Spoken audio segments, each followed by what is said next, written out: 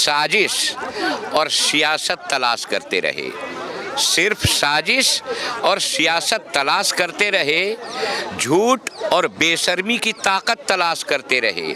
घर की बेटियां बेआबरू होकर सड़क पर इज्जत की भीख मांगती रहीं और हम दुनिया भर में घूम घूम कर इज्जत तलाश करते रहे। बस ये दो ही शेर हैं कि वो ही सब खामोश है अब, वो ही सब खामोश है अब, जिन्हें पता है कि कौन बेगुनाह और किसकी खता है। ये इस सिलसिले में मेरा दो शेर सिर्फ मैं बोलूँगा, बाकी तो मालूमात हैं तमाम लोगों। आप अपना नाम बता दीजिए। मेरा नाम मोहसिन है। जी सर। इसमें शेर है, अगर माहौल जहरीला हो जाए, अगर माहौल जहरीला हो जाए, हर जानो बदन को खतरा है। खुद माली नोच डाले फूलों को तो चमन को खतरा है। औलाद निकम्मी हो जाए तो धन को खतरा है, और सरकार निकम्मी हो जाए तो वतन को खतरा है। बहुत बढ़िया, बहुत बढ़िया। और एक शेर है इसमें। आपने तो चंद लाइनों से पूरी दिशा बता दी, दशा बता दी देश की। रोज इसमें बहुत सारे 10-12 लाख लोग देख चुके हैं इसको। जी, दूसरा शेर आप बताइएगा। सिर्फ साजिश और सियासत तलाश करते रहे, सिर्फ साजिश और सियासत तलाश करते रहे, झूठ और बेशर्मी की ताकत तलाश करते रहे। घर की बेटियां बेआबरू होकर सड़क पर इज्जत की भीख मांगती रहीं और हम दुनिया भर में घूम घूम कर इज्जत तलाश करते रहे। बस ये दो ही शेर हैं हमारे इस पे चर्चा करना चाहूंगी, क्योंकि आपने शेर ऐसे कहे जिनकी लाइनें बेहद गंभीर और बहुत कुछ दर्शा देती हैं। बेटा इंसाफ की बात कर रही हैं, लेकिन सरकार का कोई भी नुमाइंदा अभी तक यहाँ नहीं आया हालचाल पूछने। देखिए, उस बात में हम पूरी बात पर नहीं जाएंगे। ये जो लड़कियां बैठी हुई हैं, ये आम मामूली लड़कियां नहीं हैं, ये विश्व विजेता लड़की हैं। इन्होंने हमारे मुल्क के परचम को पूरी दुनिया में लहराया, और जब तमगा लेके आई, हमारे देश के 140 करोड़ लोगों का फख्र से सीना चौड़ा हो गया। खुद वजीर आजम हमारे अपने घर पर दावत दे के इनकी इज्जत की, इनको चाय पिलाई और इनको अपने घर की सदस्य बताया, इनको अपने घर परिवार का मेंबर बता दिया। और आज जो है बस वो उसी बार मैं आ रही हूँ आपके पास, आ रहा हूँ अभी। आज अगर ये लड़कियां कुछ कह रही हैं, और ख़ास तौर से हमारे जो भारत का परंपरा है, हमारी जो तहजीब है, हिंदुस्तान की कोई भी लड़की सड़क पर बैठकर ये नहीं बोलेगी कि मेरा इज्जत पर हमला हो गया, मेरा इज्जत लूट गया। ये तभी बोल सकती है जब नाक के ऊपर पानी चला जाए। और हमारा एक सिलसिला रहा है, कोई जाकर आसाम में केस दर्ज करा देता है झूठ मूठ का, एक रात में पुलिस आके गुजरात से उठा के ले जाती है। कोई गुजरात में केस दर्ज करा देता है तो महाराष्ट्र से पुलिस उठा लाती है।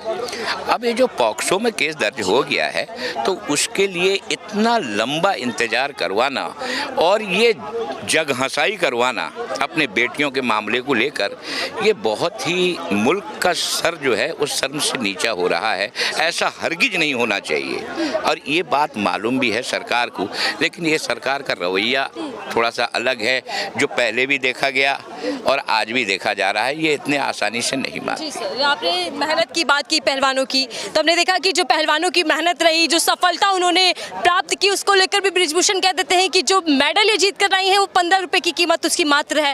यानी कि वो कह रहे हैं कि जो पहलवानों ने कहा कि वो अपने पदक वापस कर देंगे अगर उनकी मांगे नहीं मानी जाती, तो कह रहे हैं कि आपको वापस करना है तो इनाम राशि वापस कीजिए, वो बड़ी है, पदक कुछ नहीं मायने। इनाम राशि की 15 रुपए की है कि ज्यादा है? इनाम राशि का क्या गणित है? मतलब वो 15 रुपए, मेडल को 15 रुपए कहने वाला और मेडल की जगह इनाम राशि मांगने वाले की आप दिमाग को समझ सकते हैं आप? मतलब वो आदमी क्या कह रहा है आप समझ रहे?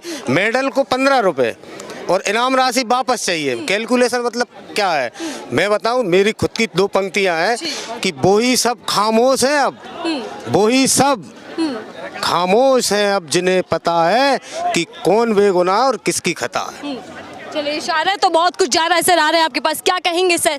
15 रुपए में मेडल बिकता है, इनाम राशि वापस। बदकिस्मती है, और ये एक जहालत वाली बात है, एक जहालत वाली बात है।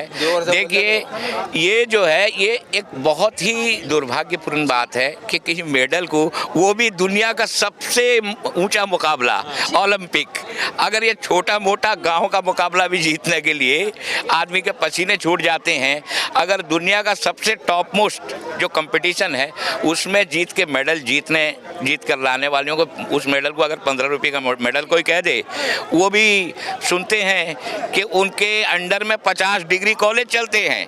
अगर उस दर्जे का बात करें उस आदमी को, तो इसमें क्या कहा जाए। और उनको ये जो बात सुनकर ऐसा लगता है उनको कोई हक नहीं इस तरह का बात कहने का। ये तो एक बेइज्जती करवा रहे हैं खिलाड़ियों के। पड़ता है उसके लिए तो मनोबल को मेडल जीतने के लिए खून पसीना एक करना पड़ता है, न कि चुनाव लड़ना पड़ता है।